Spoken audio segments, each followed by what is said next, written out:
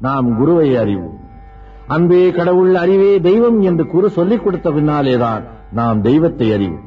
அதனாலேதான் சுருக்கமாக 4 சொற்களை வைத்து மாதா, பிதா, குரு, தெய்வம் என்று சொன்னார்கள். இந்த 4 வரிசையிலே சர்வ நிச்சயமாக நமக்கு தெரிந்த ஒரே உண்மை மாதா, சந்தேகத்துக்கு இடமாக இருப்பது தெய்வம். சர்வ நிச்சயமாகவும் சந்தேகத்துக்கு இடமாகவும் இருப்பது பிதாவும் குரு. இவர்கள் இருவர் பற்றியும் சந்தேகம் எழலாம். இந்த சந்தேகங்கள் உண்மையாகவும் இருக்கலாம். தெய்வம் முழுக்க சந்தேகத்துக்குரியது, ஆனால் அடையும் போது அது முழுக்க உண்மையானது. மாதா சந்தேகத்துக்கே இடமில்லாது. அவளிடமிருந்து நம்முடைய ஜனனம் ஆரம்பமாகிறது. ஜனனம் ஆரம்பமாகும் போது இந்த தாயினுடைய வயிற்றில் நாம் பிறக்க வேண்டும் என்று கேட்டுக்கொண்டு வரம் வாங்கி பிறப்பதில்லை. அந்த இருவருடைய சந்தோஷத்தின் பலனாக ஆண்டவன் நம்மை அனுப்பி வைக்கிறார். அதனாலேதான் பிறப்பு என்பது ஆண்டவன் கொடுத்தது என்று அழைக்கிறார்கள் இந்துக்கள். ஆண்டவன் கொடுத்ததா? பிறகு தாய் தந்தை நிலை என்ன என்ற கேள்வி கேட்கின்றவர்கள் இதை அறிய வேண்டும். தாய் தந்தையினுடைய விருப்பத்தின்படி ஆண் குழந்தையோ பெண் குழந்தையோ பிறக்கவில்லை. ஆண்டவனுடைய விருப்பத்தின்படியே நாம் ஜனிக்கிறோம். அதற்கு 2 கருவிகள், தாயும் தந்தையுமா. ஜனனம் நமக்கு சர்வ நிச்சயமாக தெரிந்து விடுகிறது. எந்த ஒரு குழந்தை பிறப்பதானாலும் கூட 10வது மாதம் அந்த குழந்தை பிறக்கும் என்று ஒரு தேதி நிர்ணயிக்கப்பட்டிருக்கிறது. பெரிய பெண்ணாக வளர்கிற ஒரு பெண் 16 வயதிலேயும் வரலாம், 18 வயதிலேயும் வரலாம். ஆனால் குழந்தை என்பது 10 மாதங்களிலேதான் பிறக்கும் என்பது ஒன்றுதான் உலகத்தில் உண்மை. அதன் பின்னாலே மரணம் என்பது இன்ன தேதியிலே வரும் என்று யாருக்கும் நிச்சயமான டைரி கிடையாது.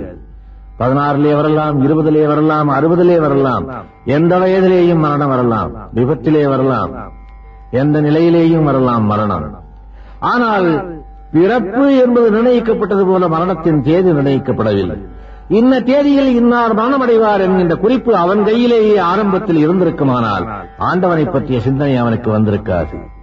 மரணம் எங்கே ரகசியமாக வைக்கப்பட்டதோ அங்கேதான் ஆண்டவன் தன்னையும் வைத்தான். மரணம் எப்போது வரும் என்று தெரியாதாலேதான் மனிதன் கோவிலை நாடுகிறார். ஆபத்திலேதான் ஆண்டவனை அவன் உணர்ந்து கொள்ளுகிறார்.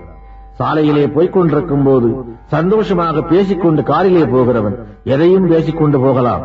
ஆனால் அந்த கார் ஒரு மரத்திலே மோதும் போது அவன் வாயிலிருந்து அவனை அறியாமல் வருகின்ற வார்த்தை ஆண்டவனே என்பதே தவிர அடுத்தொரு வார்த்தை வராது.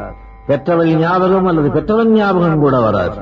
ஆண்டவன் ஆபத்திலேதான் தோற்றமளிக்கின்றான். ஜனனத்துக்கும் மரணத்துக்கும் இடையிலே அவன்தான் அந்த பாதையை உருவாக்கி காட்டுகின்றான். இன்ன தேதியில் இன்ன காரியம் நடக்க வேண்டும் என்று விரும்புகிற எவரும் அந்த காரியத்தை அடைந்து கொண்டே போனால் ஆண்டவன் ஒருவன் இல்லை என்பது உறுதியாகிறது. ஆகவேதான் காலங்களாலே காரியங்களை மாற்றி மாற்றி போட்டு அந்த கோடுகளை மாற்றி மாற்றி போட்டு காட்டுகிறார். அவனுடைய விதிப்படிதான் நம்முடைய பயணம் நடந்து கொண்டிருக்கின்றது. ஒரு பெண்ணை அடைய வேண்டும், நல்ல மனைவியை அடைய வேண்டும் என்று விரும்புகிறவன் அவளை அடைய முடியாமல் போகிறது. எது வேண்டுமா அவன் கிடைக்கட்டும் என்றிருப்பவன் ஒரு நல்ல மனைவியை அடைய முடிகிறது. இவையெல்லாம் ஆண்டவன் எழுதிய எழுத்து, கடவுள் அமைத்த மேடை. திருமணம் சொர்க்கத்திலே நிச்சயிக்கப்படுகிறது என்று கிறிஸ்டியானிட்டியிலே சொல்லப்படுவது போல ஹிந்து மதமும் அதை முன்னாலேயே சொல்லியிருக்கிறது.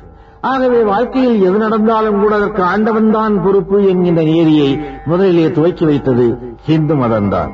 அந்த ஹிந்து மதம் எதன் மூலம் இவ்வளவு உறுதியாக எந்த அஸ்திவாரத்திலே நின்று கொண்டிருக்கிறது? நம்பிக்கை. அந்த நம்பிக்கையிலேதான் இதுவரையிலே வளர்ந்து வருகிறது.